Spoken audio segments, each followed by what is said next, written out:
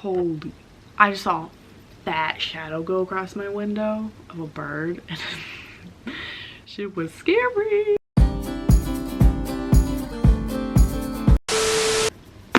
I read this book for the first time and I hated it.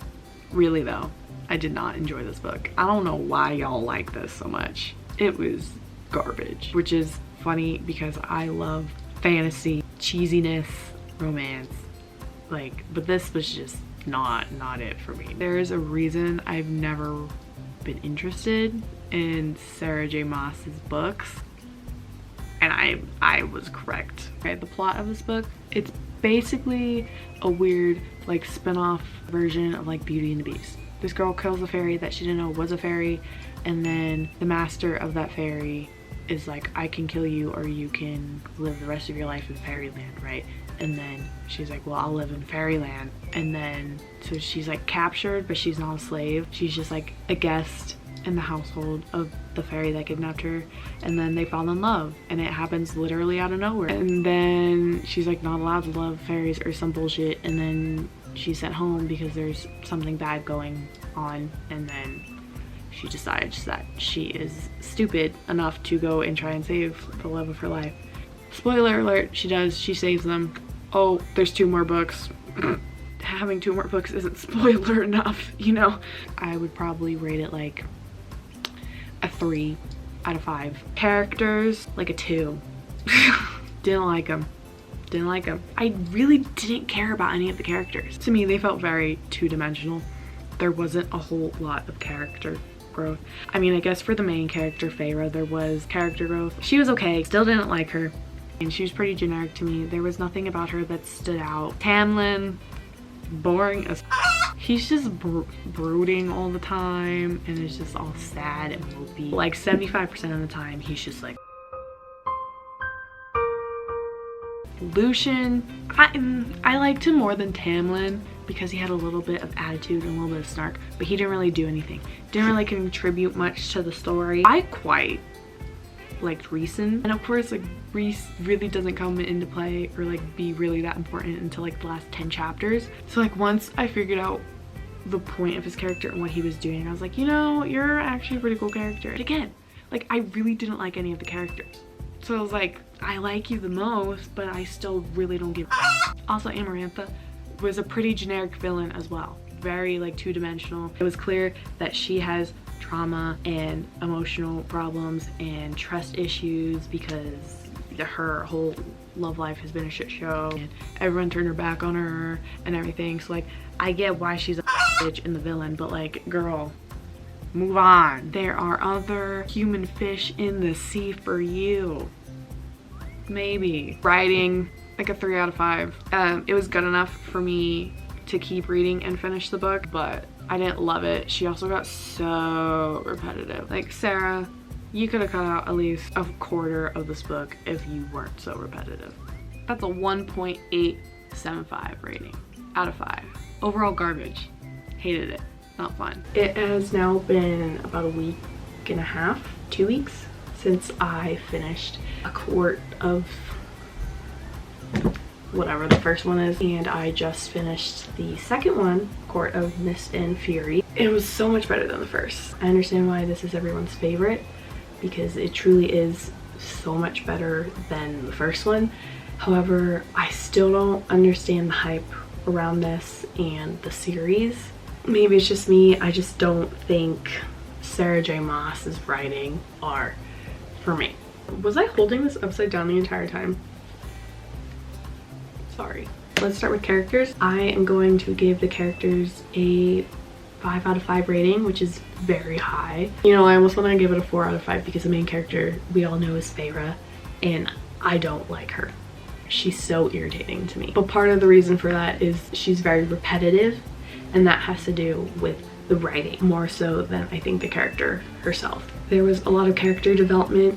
There was also way more interesting characters introduced to this book. Because of that, I think it made the book way more interesting and fun. I enjoyed all the characters in this book except for Feyre because I don't. We all know it. I've said it probably multiple times at this point. I don't like her. Rhys, love Rhys. He's great. Probably my favorite in the entire book. he's just a well-rounded, well-balanced character that I enjoyed. Feyre, don't like. Asriel, cool dude, didn't really do anything. Would love to hear more about him in the third one. Cassian, what is the hype with Cassian? Because boy didn't really do shit in this book. I understand that Cassian's kind of like the comic relief character in the book a little bit, just because he has that kind of douchebag, funny personality. So I'm hoping he plays a bigger part in the third book. And then Moore's relationship with the boys is very interesting. Like, what's going on? Because there's something happening between the three of you. Like, y'all are basically a throuple, and I want to know. I want to understand what's going on, you know? I really liked Amryn. Amryn's just such a badass. She's cool. But I don't know if I liked Amryn or Moore. Well, I guess after just giving the whole description, it's more of like a 4 out of 5 then. Okay, so we're gonna give the characters 4 out of 5. 5 out of 5. Girl, no. Writing a 4 out of 5. It was a lot better. There was obviously a lot more going on, and I think Sarah did a really good job of explaining it, but again, she would repeat herself a lot to the point I was like skipping sentences sometimes, because I'm like, I've literally read this same paragraph rewritten like 5 different times in the book already. Like, I don't need you to tell me again. We get it. It's established. You've clearly established your point. Stop. Plot. I actually didn't think about this. I guess 5 out of 5.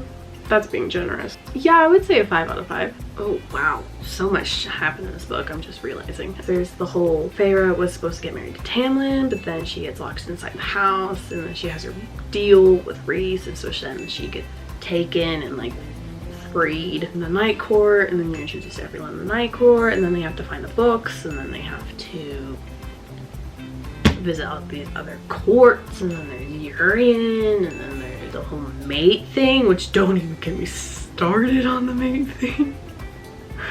This shit's so weird. Yeah, and then they go to Hybern, and then it's like a whole, there's a lot going on.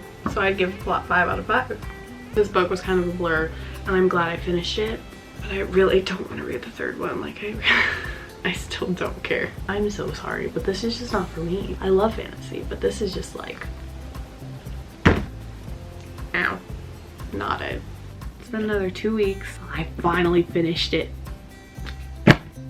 And thank the Lord for it, because holy am I so glad it's over. This, in my opinion, is the best book out of the series.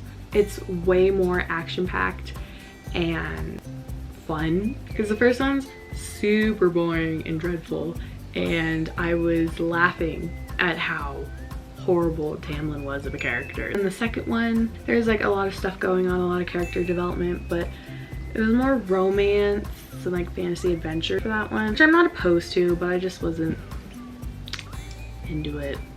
Yeah, after reading this, I don't know if I want to read the novellas or not. Because like I kind of do, because I want to know what happens with everyone else, but I don't want to go through the effort of reading it because the series by itself was painful for me. Let's just get into the grading. Plot, 5 out of 5. Easy. There's a review right on the back that says for last book, fast-paced and explosively action-packed. Agree. Since, you know, it's wrapping up the whole series, there's a huge war that's gonna happen, and the Night Court is trying to unite all the other courts of Prythian together so they could stand a chance, at least, against Hybern. Because of that, there's like so much action because they're trying to find allies, and then there's conflict not only within the Night Court but outside of it, and like all the relationships with these other courts going on, and there's the Cauldron, and then the sisters that, I don't know why my hands do this a lot when I talk. Characters, 5 out of 5. I really enjoyed the characters in the third book way more than in the second because they talk more, and that's kind of the main reason, because in the second book, yeah, you get introduced to, you know, Cassian, Asriel, Amryn, Moore, the whole gang. yeah, you met them and I really enjoyed meeting the new characters, but you didn't get to know a whole lot about them, whereas the third one is where all the character development for all the like side characters is really done. I understand more why people like Cassian so much. She really described his true character in the third one. Also, Amryn, like out of nowhere, starts to have like really strong human emotions in the third one. I thought she didn't really have emotions. At least they didn't really convey that in the second one, where out of nowhere in the third one she's got a love interest and she's like feeling guilt and sorrow and all this stuff. I'm like, what? So my predictions for the third book were that Lucian and Elaine to get together and take over Spring Court and rule in peace and harmony and kindness. That didn't happen. They haven't even still figured out their whole relationship yet, so that was kind of disappointing. And then like Cassie and Nesta obviously are mates. Like it's so obvious. And then more her sexuality reveal. I was like, it makes so much sense. Like, why didn't I see that? I wanted Azriel and Moore to just figure their shit out and have a moment, and that didn't even remotely come close. So I was so wrong on that. Still would like that to happen, for them to, you know, figure that out. There's just so much character development for the smaller minor characters that I just really enjoyed it. Writing, I'm gonna get a 4 out of 5. It's not gonna get 5 out of 5. It's gonna get a 4 out of 5. I've said it so many times, and I'll say it again for the nth time. I don't like Sarah J. Maas's writing. The amount of times she has used the same mannerisms, vocabulary, body language for literally every character is so irritating. Like, bro, you've growled 5 times on the same page from 5 different characters.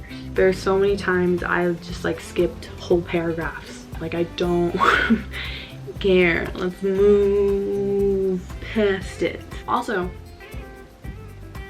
I would just like to say, I get easily emotional with books and easily attached to characters. This book, there's like all the death and everything, right? Was not fazed by the dad dying. I don't think I'm the only one who thought that, because he was such a minor character. He didn't really do anything. If anything, I laughed at myself because I didn't feel anything for his death. Cassian almost dying is where I got emotional.